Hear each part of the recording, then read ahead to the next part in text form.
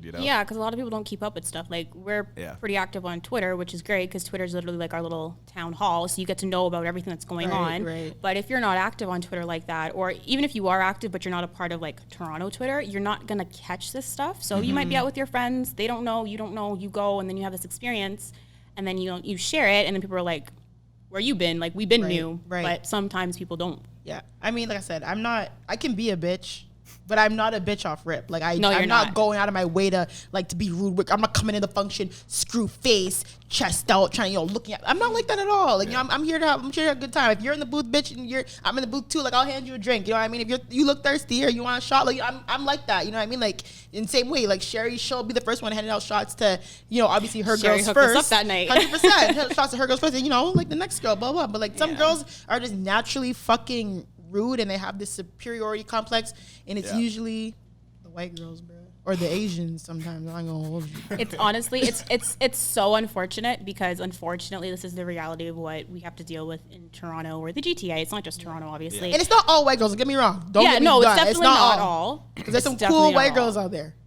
And some of them, it's just like I noticed that when you go to the events, that's when you see this pattern taking place. Right? It's certain places, because I be seeing white girls in the gym, they compliment me, girl, I love your sports bra, you're so fit, what do? It's cool. But then you go to the parties and you with the niggas. Well. And the white girls start looking at you crazy. It's like, bitch, why are you looking at me? Like, because they're competing for them. There's nothing to compete for. Also, I'm here for the drinks. The niggas, though. I'm here for the drinks. Honestly, and the I was there last minute. I didn't even know where I was going. I'm here for the drinks and the music. I'm here to just get turned. I'm not worried about you. Stop being an asshole. But niggas, stop gassing up those types of women too. Hey, you said it. You said it. I have to do my due diligence. We appreciate you. Let's, chill out on the mollies. And it's funny because Ashleys, Cody, who's from Calgary, that's how I found that account. So basically, I found this account either yesterday or 2 days ago, and it was Cody posted it.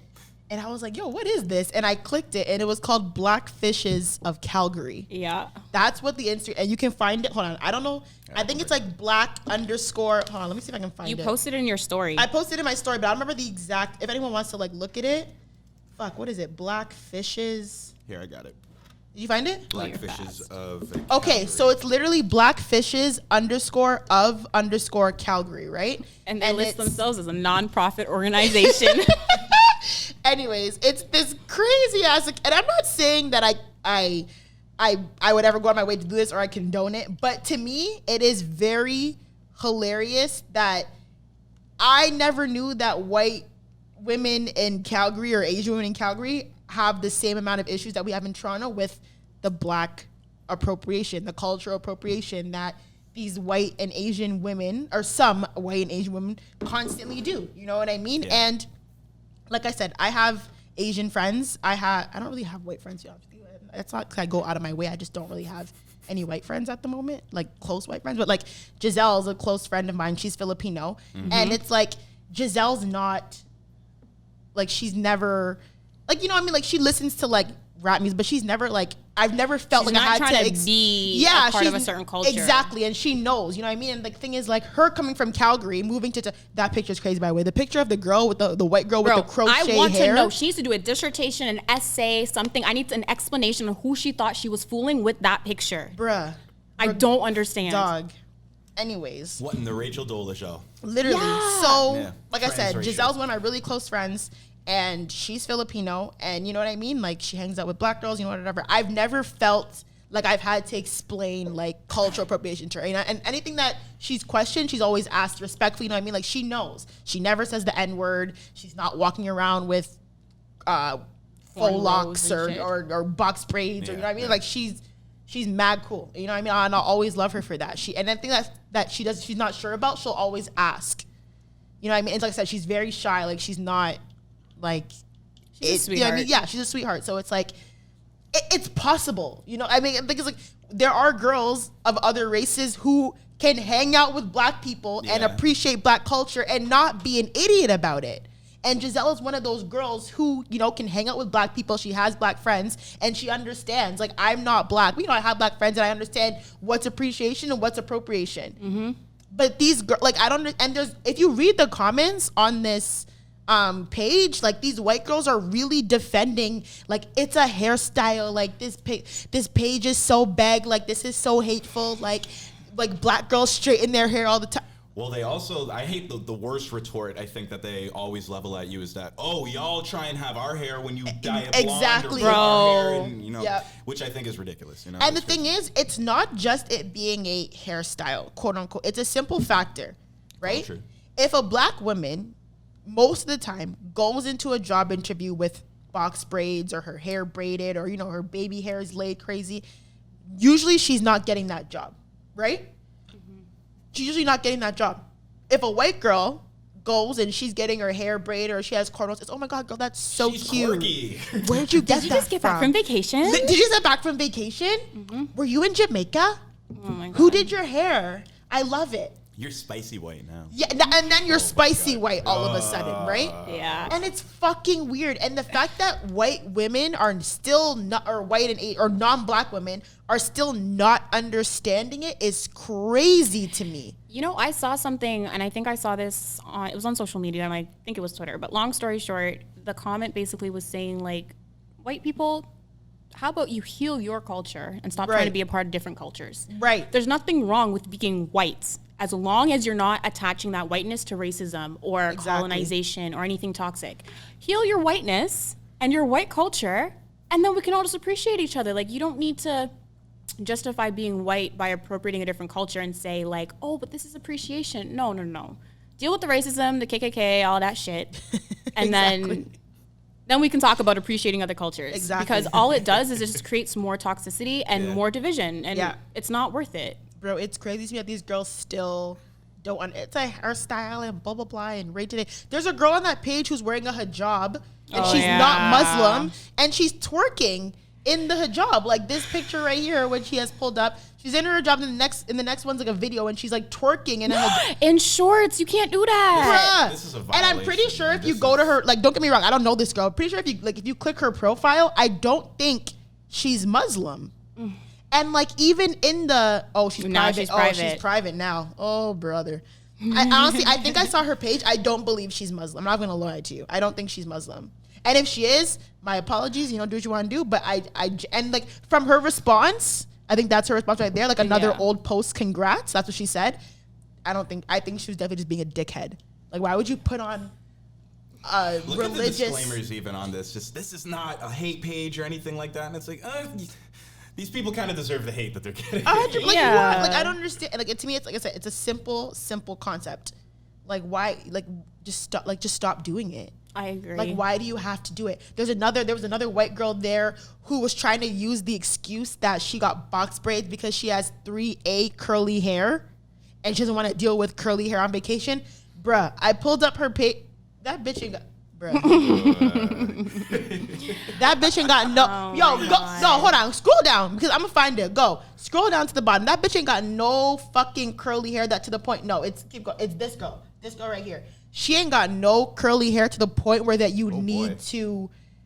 She's like, I'm sick. Oh, congrats. I have 3A curly hair. Who's trying to deal with that? That's a black girl. That's my excuse. When I go on vacation, I have like 4B, 4C, like.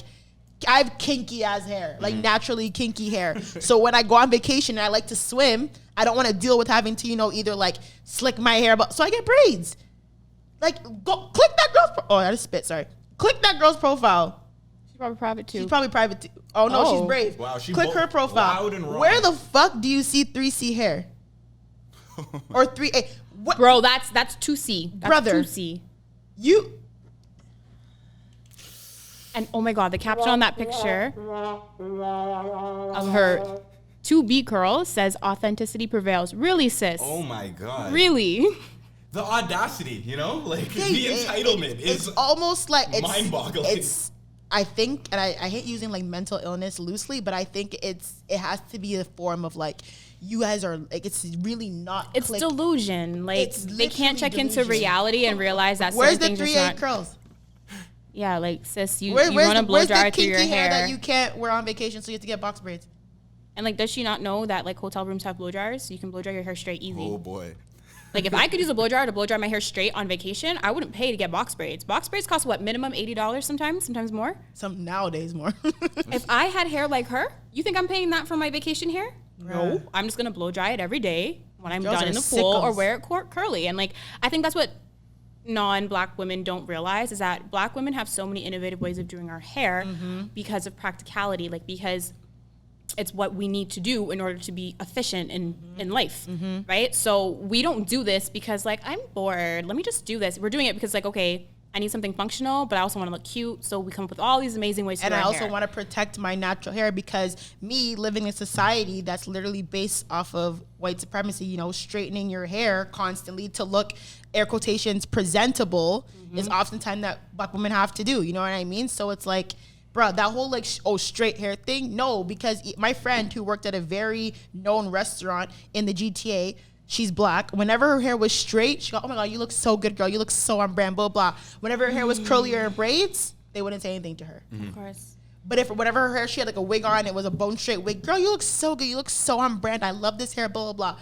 But if her hair was ever curly or in braids, it was just like, I don't know if you guys saw that video on Twitter of that woman. She was taking a video in the washroom, and then a woman, a white woman, obviously, approached her and said, "Can I touch your hair?" And she said no, and then said, "Can I touch yours? Like, is your hair real?" And it was the greatest exchange. Well, it wasn't great. You don't want that to happen, obviously, but it was. I love the way that Black woman handled it. You know? Yeah, she clapped back. She's like, "Oh, okay, bet. Let's flip the script and see how you feel." And then the white woman was probably feeling kind of like, well, why would you want to touch my hair? Why do you want to touch mine? Exactly. Like how stupid of a question it seems to her to ask, you know, is all of that your real hair, you know? And you can almost see her head, like her face is blurred out, but you can see her head kind of twitch at that question, you know? Like what? Like it's I don't know. Literally, it's maddening to me. But anyways, that page, I think everyone should look at that page. I think it, like people are going to use it as a hate page, blah, blah. I think it's insightful. Very telling. Bullying works sometimes. Unfortunately, it does. I think that page is very telling. And anyone who still needs to understand or anyone who still has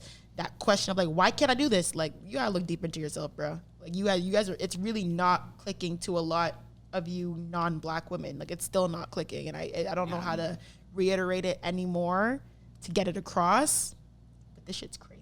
It's too much. Humble thyself, self-reflection. It's key. Exactly. But I mean, if I feel like if Toronto had a page like that, nah, there would actually be wars in the street. Oh, it would be bad. It would be bad. Really, really there bad. would be model agencies fighting tooth and nail to try and take down the account. I guarantee if something 100%. Like that happened. It would be crazy. It would. There would be lawsuits and there'd be like defamation suits. Like it'd be pandemonium. Yes. Yeah. I mean, I would like to see it.